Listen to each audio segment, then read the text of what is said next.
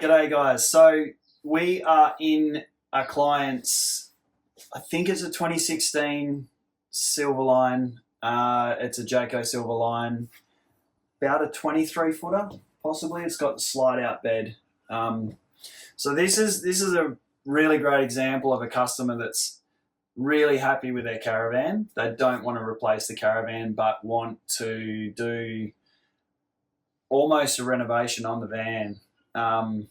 So this van, being the age that it is, had some AGM batteries in it, an AGM battery system in it. These Silverlines have some functionality that are different to most other Caravans, where the control system controls things like slide outs and a few other bits and pieces that it does as well. So we tend to try and keep that functionality with the existing system. So they've got a tablet in the overhead cupboard up here which controls some of that functionality. So basically this van is a full electric conversion. So it had, starting from the outside, these vans have almost like a tunnel boot, which is up behind the club lounge at the front, with a couple of gas bottles in it. So we've removed all of the gas completely from this van. So they had a gas cooker in the outside kitchen. So they've got a slide out kitchen outside. They had a gas oven. They had a gas fridge. They had a gas hot water system. So we've deleted completely everything to do with gas. So starting from the front, we've replaced the outdoor cooker with a Thetford induction cooker outside. So that's now in the outdoor kitchen. We've replaced the hot water system with a diesel hydronic Eberspatcher furnace with air heating functionality as well. We've replaced the Swift cooker that was here, so the stove and oven combination. We've now got an induction cooker and a Breville smart oven. We've also replaced the gas fridge with a compressor fridge. So the fridge that was in here was exactly the same as this Dometic. It was an RUA, this is an RUC. So straight out, straight in. We've deleted all the gas lines and they've now converted that front area where the gas bottles were into a little storage cupboard, but we've also got the diesel tank in the front there as well. So that's a lot to go through with respect to that. And to put all of that together, we've also got underneath the bed here a full off-grid package, which has a 620 amp hour battery, 3000 watt inverter, and up on the roof we've got 1200 watts of solar. So as you can see, it's a significant installation, significant package that has brought this van up to, modern, I suppose you would call modern installations with respect to, going fully electric. It's like a tiny home on wheels, right? Almost like a tiny home on wheels, yeah. So the other thing we've done in this van as well is put a Gusto DRS in the overhead cupboard. So that lives in the overhead cupboard just to the right hand side here. And also a washing machine. Yeah, they asked us to replace their washing machine because it had failed. So we've ripped that one out and just replaced it like for like. Starting from the outside, what we did outside is, because there was gas out there, we had to delete all the flexible gas lines. So if you know how outdoor kitchens on Caravans work, they're not permanently connected. They get pulled out. You have to connect up the water and the gas. In our installation now, basically they've got the induction cooker and a power point, which I've installed outside, that they can now plug their induction cooker into. So when they want to go and use that, they turn the inverter on here, they go outside, they pull the kitchen out, they plug it into the power point, turn it on, ready to use. It is a 2-burner Thetford 902 induction hob out there. So RV compliant or RV compatible. So, you know, these induction cookers are really good because they work in a manner that's similar to how, I suppose, how you would see gas working, where it's variable, ramps up, ramps down. So you turn the burner down and it slows down. It doesn't switch on and switch off like some cheaper portable induction cookers do. So this is a variable type function. It also doesn't allow you to go over 2400 watts. So if you've got a big cooker on at the back, for example, a big pot going flat out at the back, it'll only give you a little bit of power on the front burner until you swap those over. So it is variable in that respect as well. It won't let you overload the system. So yeah, so outside we've got that set up now. That's going to be a really nice addition. Anyone that's used induction cookers when they're camping understand the benefits. You know, yes, you've got to have a decent electrical system to run them, but you're not subject to wind. You know, they heat things so quickly. You can use them almost like a barbecue if you've got the appropriate plates that you can put on there. So they're really good. They're an excellent addition. So moving on from that, the hot water system. So this installation, we've gone for the DH15 diesel hydronic hot water system with the air heating attachment. So Diesel Heat have built up their packages now so that you can buy from them a package which is going to be installed. That diesel hot water system, it sort of fits in the same spot as what a gas, I suppose a normal RV gas hot water system does. These guys had an instantaneous gas underneath there, so they had a little bit more space underneath there, I suppose. But what we've actually done is we've utilised all of that space for the air heating functionality. So what happens is it heats a water jacket up with the diesel heat, with the diesel furnace, and then passes water through a heat exchanger inside the tank, which, if you want to look at it in some respects, it's kind of like an instantaneous hot water system.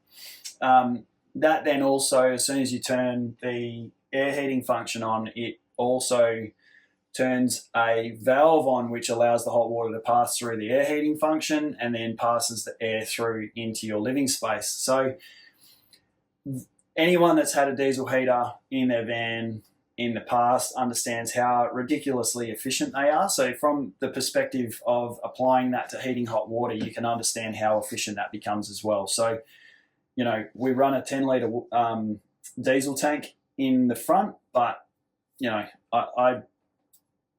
you're not going to use that much diesel when you're actually, you know, running these things. They turn on for maybe 15 minutes it takes to heat the hot water up. And once it's hot, stays hot for, I have heard some people say it stays hot for up to 4 showers. So turn it on once, run it for 15 minutes, turn it off. That's it. That's your hot water for 4 showers worth. So also then, you know, you turn your hot water on, turn your diesel hydronic system on to run your hot air in your van as well. So it's really good. It's a really good bit of kit. I'm super impressed with them.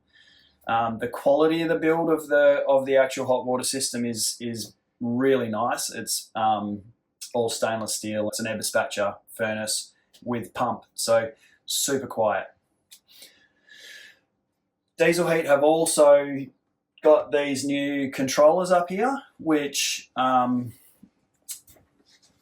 you turn on your hot water system and your air heating function with this little unit here. So it's got a little, you know, you turn your hot water on using that one, which will turn the hot water on. If you want to turn the air on, you turn the air on as well. So that'll then basically pass the hot air through into the living space of your van. And it's temperature controlled, so you can actually turn it up to the temperature you want, turn it down to the temperature you don't want, sort of thing, and it's all temperature measured.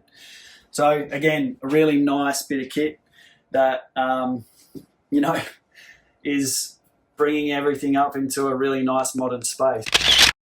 The fridge is a 225 litre Dometic RUC fridge, which I really like these fridges. They're fan forced fridges. They really do behave like a I suppose a domestic household style fridge where you've got the air circulating through. There's no actual cooling plate on the back. It's all sort of done through cold air. So that's a really nice fridge, good sized fridge. As I say, it was purely exactly the same fridge that was in it, just not gas operated, fully battery. They're super efficient. They work really well. We've got a gas cooker area that was here. Now, this is a custom built cabinet insert that goes into the space that the gas cooker came out of. And each van's different because of bench widths, bench heights, drawers and spaces that need to be considered when it comes to this. So these aren't something that realistically you could just basically buy a shell for and put in. It's kind of got to be built into your van. So with this one, because of the space that was here, this is actually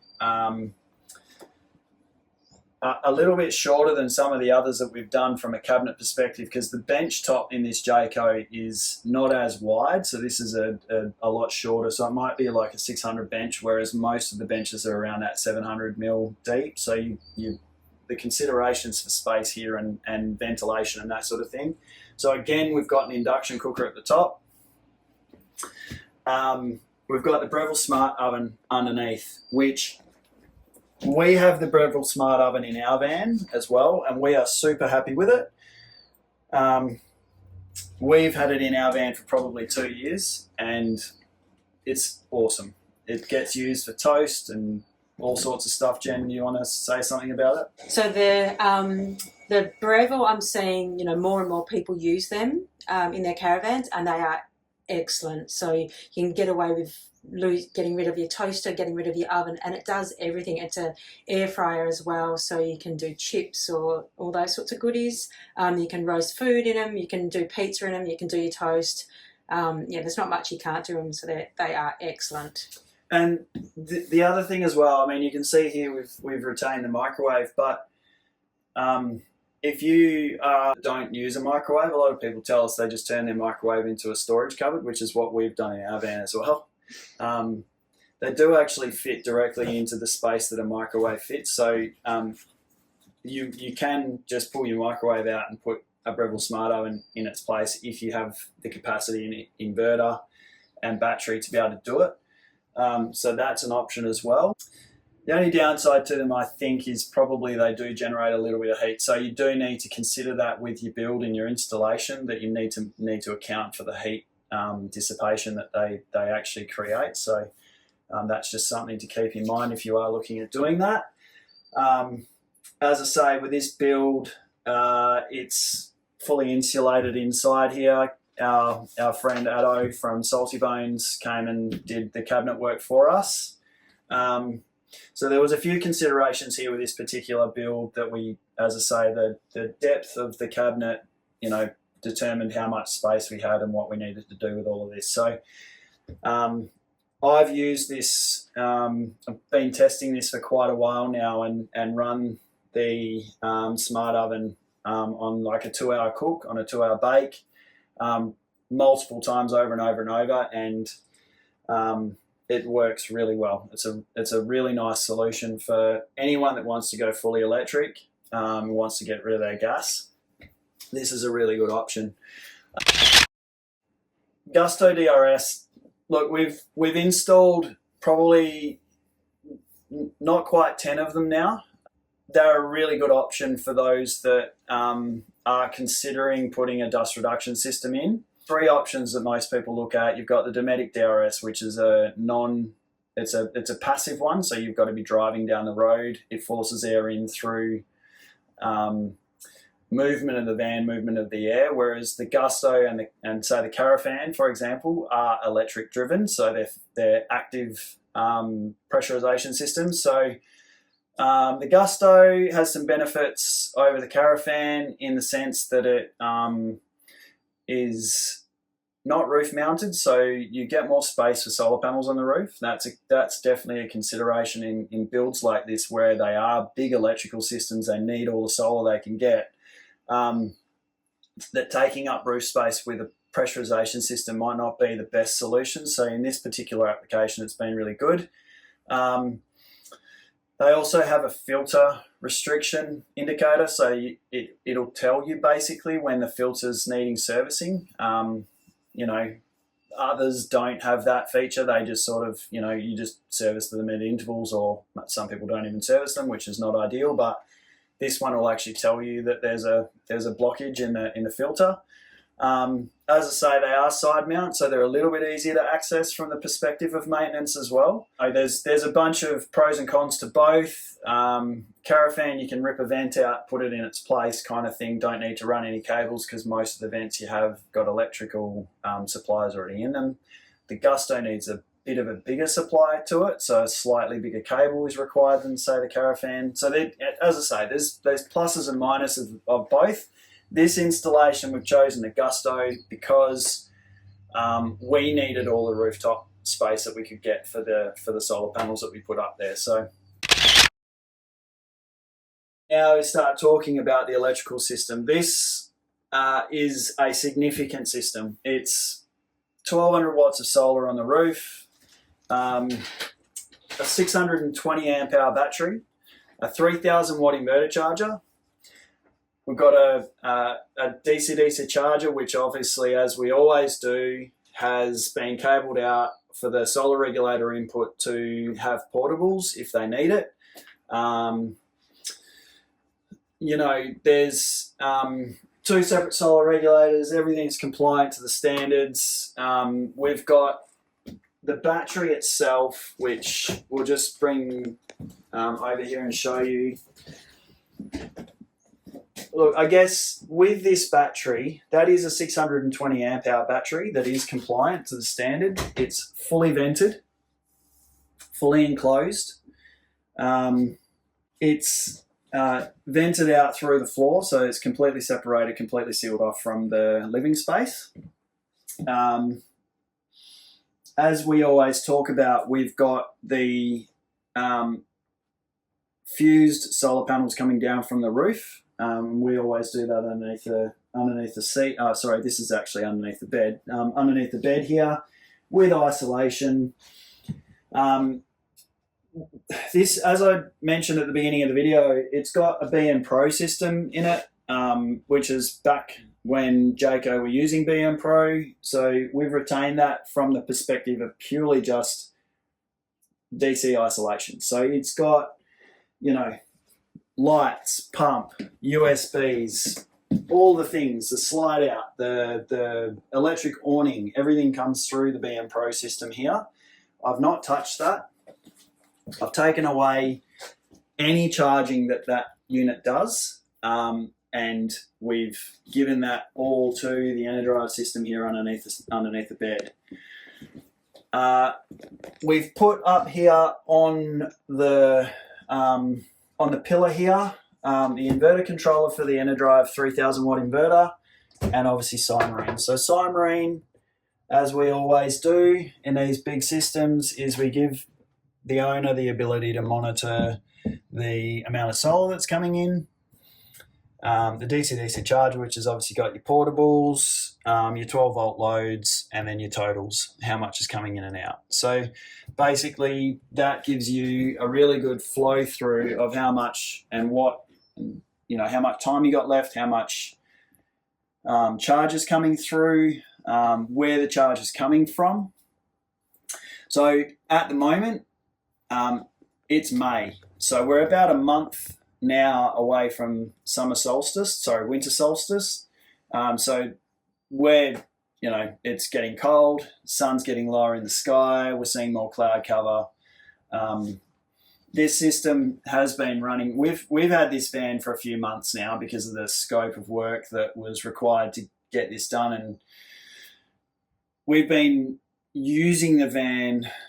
The fridge has been turned on ever since it's been installed. Once the battery system was done, I've run, as I mentioned before, I run the Breville smart oven. We've used, as you can see, there's a couple of pots on the stove top here that we've boiled water and done all those sorts of things. So, I mean, it's 10 o'clock in the morning. Fridge has been on all night. It's 93% battery, and we're pushing 30 amps into the battery.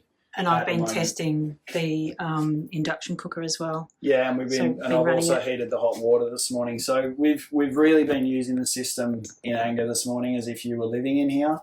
The system's keeping up with the energy usage of this van really well. It's, I'm 1200 watts of solar for a 600 amp hour battery with this type of system is enough. You will find that in winter you won't be getting charged as quickly as you would be in summertime, but you'll still get to the end of the day and it'll still be full. So in wintertime, you're obviously getting less charge through to your batteries. These are all the sorts of things that you've got to consider when designing the system up. So as I say, they've got the ability to plug portables in if they need to. So that'll be something that they can watch and monitor depending upon their usage. It's a big system. There's a lot of work that's gone into this build. As I say, we have had it for a few months. This system is just basically a showcase of what you could do if you were super happy with your van, with your layout, and you weren't really keen on going down the path of the Russian roulette of buying a new Caravan. If you're happy with yours, then is there any need to get rid of it? Just upgrade it potentially. So yeah, I mean, the only other thing that we probably need to talk about is the washing machine, but yeah, that just got replaced. Pull one out, pull one in. Quickly go outside and have a look at the slide out kitchen and then the front cupboard. All right, so we're just outside. So the front door's here. This is their slide out kitchen, which was part of the van to begin with. So as you can see, we've got, the customer will pull it out, plug it in, turn it on. Done. Awesome. No wind issues. No wind issues. So that's a really nice option. They can cook this side, cook on the end.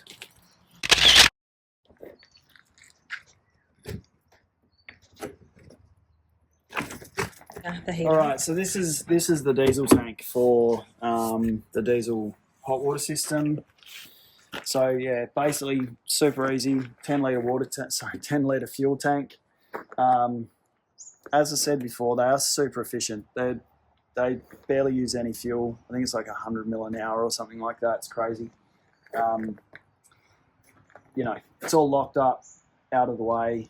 As I say, this is where the gas bottles were. So we've taken those out, put the diesel in. They've still got a little bit of storage in here for other things. Some soft, maybe their awning mat or something like that they might want to put in here. So the Gusto as well. So as you can see, you can get the Gustos in white or black. This one, for obvious reasons, is a white one. To service it, 4 screws, take that out. There's a filter in there. You just basically take it out and give it a clean up, put it back in, and away it goes. All right, so there's a lot in this van. It's a really nice solution for this customer now. They've got everything that they could possibly need. They're never going to run out of power. They're never going to run out of hot water. They don't have to worry about gas anymore. They don't have to worry about being in the middle of nowhere and going, oh, where am I going to get gas from? They drive a diesel car, so filling the diesel tank up is just as easy as filling their car up, so that's all sorted. So all in all, again, a really big build. It's been a pleasure doing the build for this particular customer. We're really looking forward to hearing about how they go. Just as a side note, these guys actually own a caravan park in a place that we live near, which is called Bridgetown. So they own Bridgetown Caravan Park. It's a beautiful little park. It's along the Blackwood River. You can stay off grid there as well. They do have an area for unpowered, and you're under trees and on some nice lawn there. So it is a beautiful little town if you are interested in going and visiting them. So please do that for them as well. It'd be great. Anyway, guys, we will finish the video here. Any questions, hit us up, and we look forward to speaking to you soon. Cheers.